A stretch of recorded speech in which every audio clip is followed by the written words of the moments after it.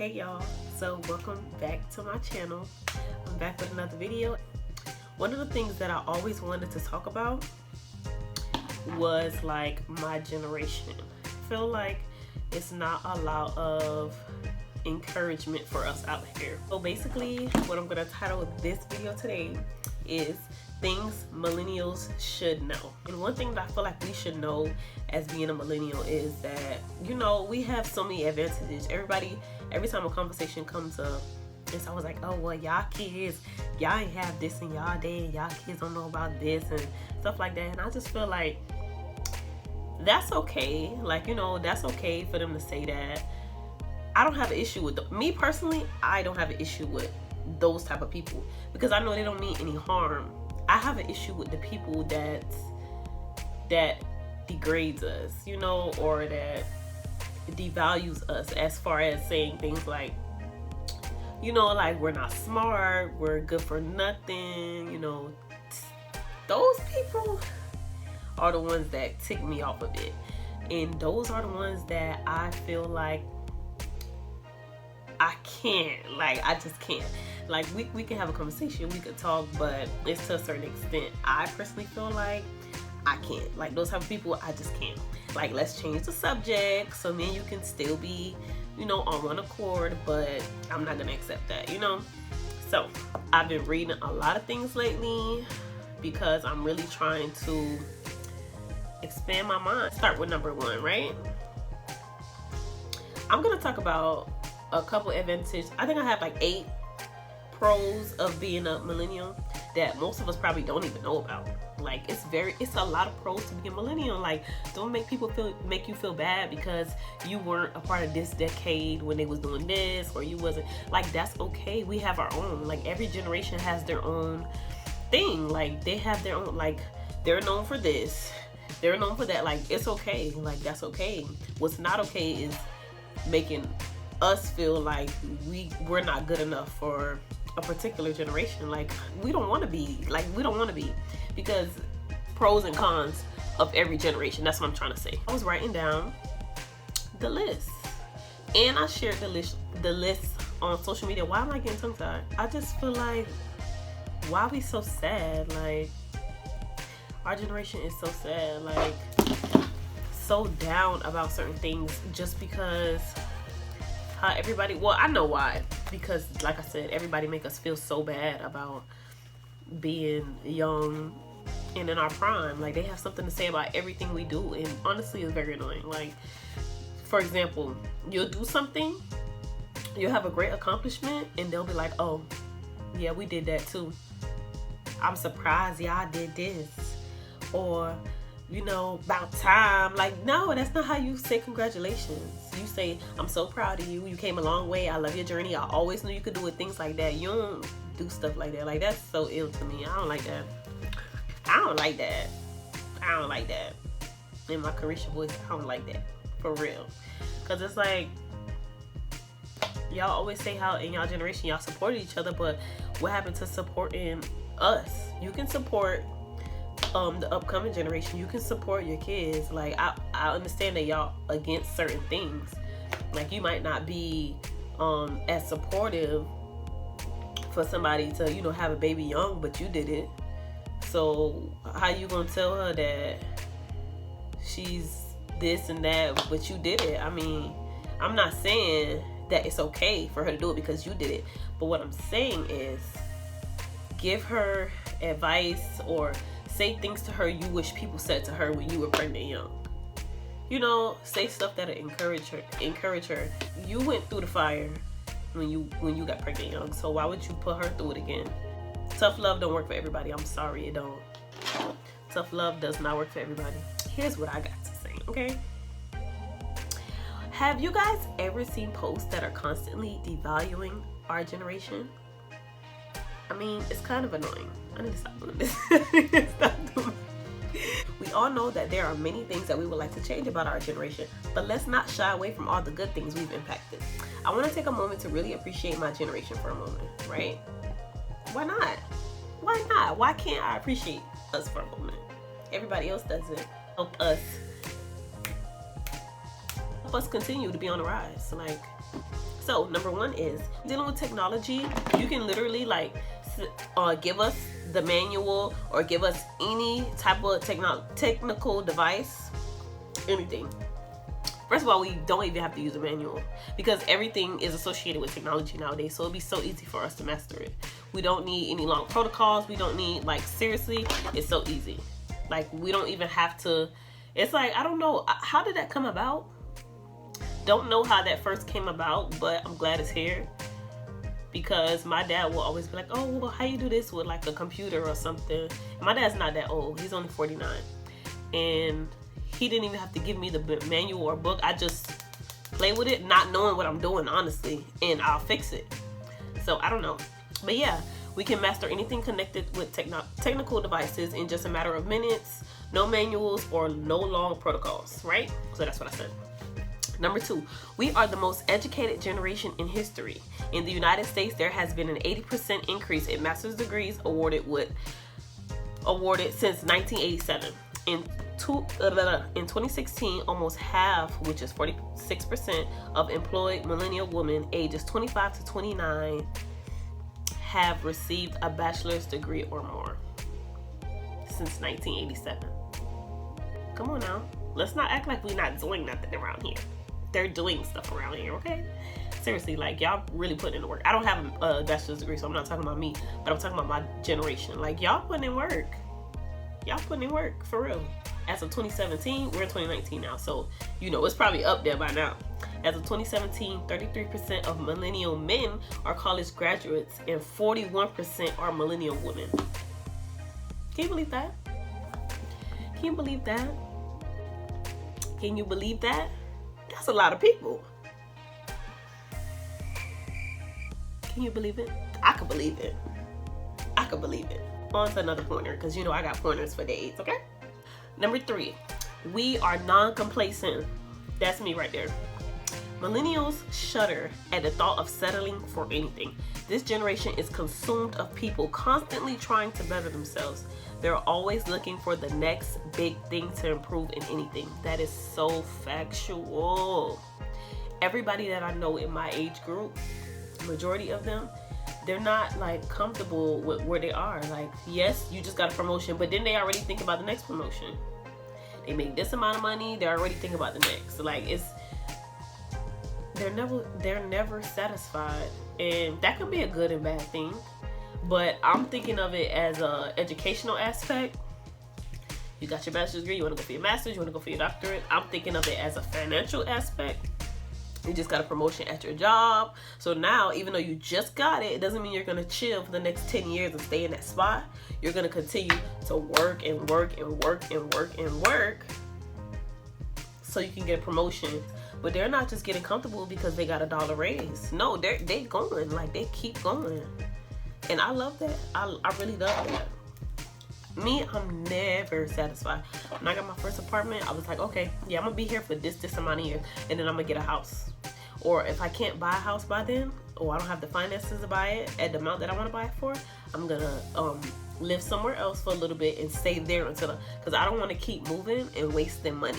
My whole thing is I need the money. Like, I'm not trying to be moving around just to pay more and not being able to save enough. This apartment is nice, but I'm not trying to be here forever. I'm not trying to be in an apartment for the rest of my life.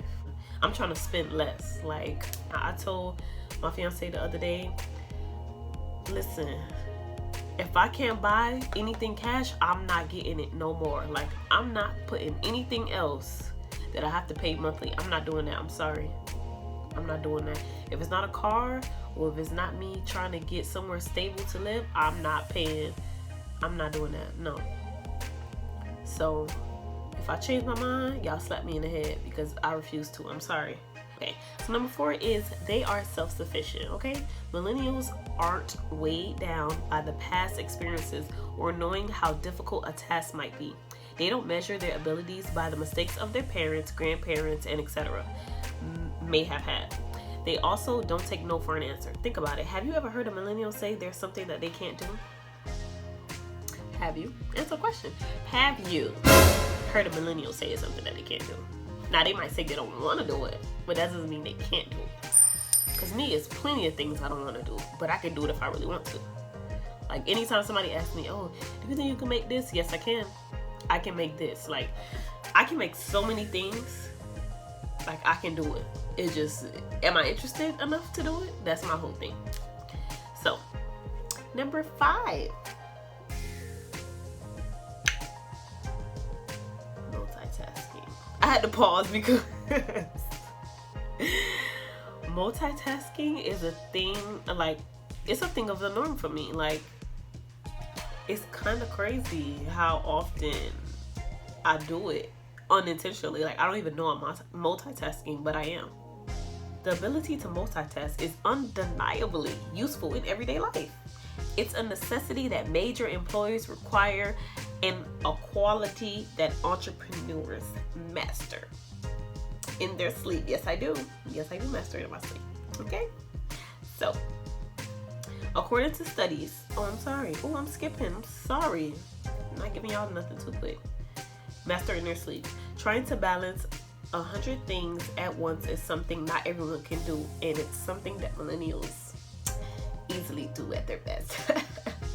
Not to brag, not to brag on you old hags out there.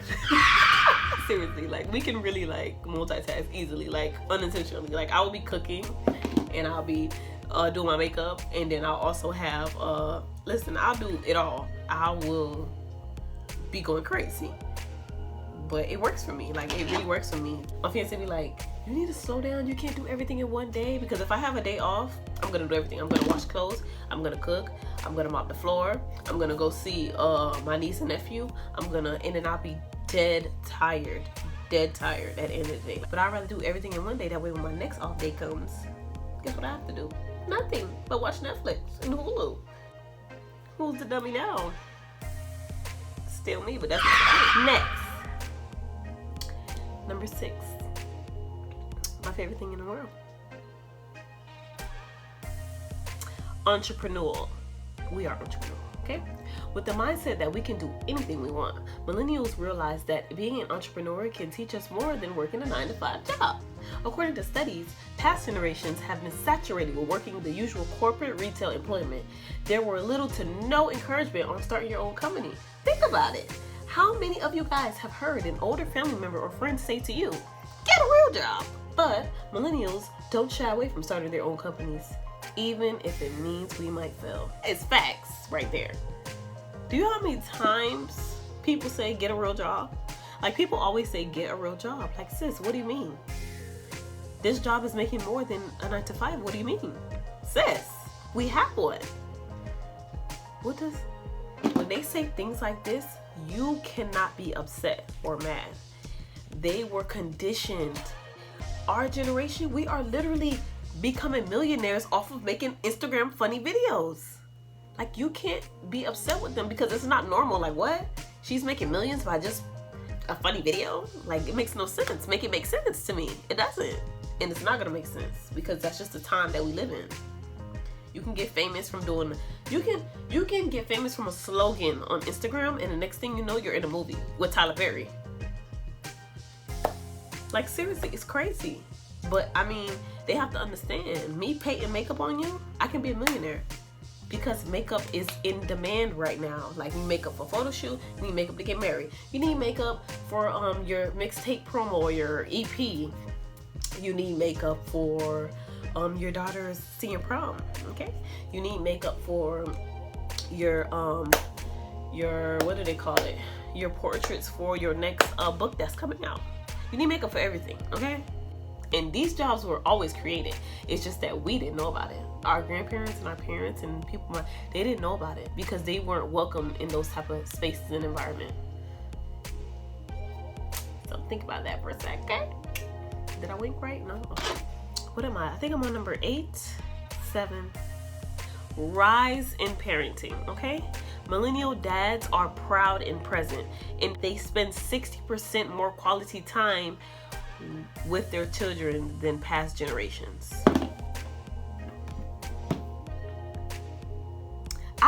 I honestly, like, I've said this before because it's like everybody that I know that's having kids, like they so happy, like they're so happy to be a dad. Like, they're posting it. They're always at the fair or at Chuck E. Cheese or at Monkey Joe's. They posting their kids' first day of school. They're posting I'd rather be at home with my child than to be out partying. Like, they're posting, like, they're there, like, every scene. I mean, I believe that. And survey says it. If y'all want the links to these surveys and everything, the stats, I will give y'all the links. Because I know somebody gonna come on here hating on the millennials, and I'm not for it. Okay, I mean, yes, it's true. And you got to think about it. When we were younger, a lot of our parents weren't there. My parents was there, but a lot of men, like, they grew up without a dad, so they're like, oh no, my child not going through that. Like, they're being the example that they wanted. You know, I'm proud of that. I'm proud of you. You are a young dad right now, and you're like so happy and so helpful and so active in your child's life. You give yourself a hand clap. Give yourself a hand clap, sweetie, because you doing it. You doing it. Like, seriously, I'm happy about that. So, last but not least, the 8th pointer. I should start a blog. I should really do that, because if y'all see how long I wrote this, can y'all see? I don't know. I wrote this long. See, I wrote this long thing. I should start a blog as my Facebook. I made this as my Facebook status, but I should start a blog. But yeah, the last thing is parenting together. Millennials, mom and dad, don't just want to be parents. They are ready to be parents. As they wait longer to get married or to have children, they have more time to experiment with their adult lives. They are more established and further into their careers. The end result is astounding and pronounced. When they asked if they enjoy being parents, a whopping 99% of the respondents in the survey said yes. That's facts. That's facts. Okay. Because I said I'm not having no kids.